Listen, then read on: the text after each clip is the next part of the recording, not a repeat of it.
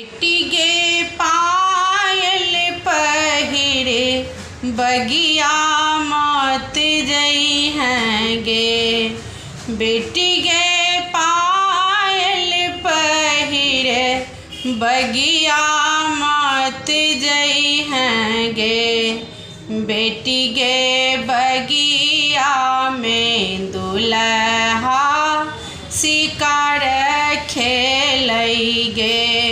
बेटी गे बगिया में दुल्हा शिकार खेलई गे। बेटी गे पायल पहिरे बगिया मत जई हैं गे। बेटी गे बगिया में दुल्हा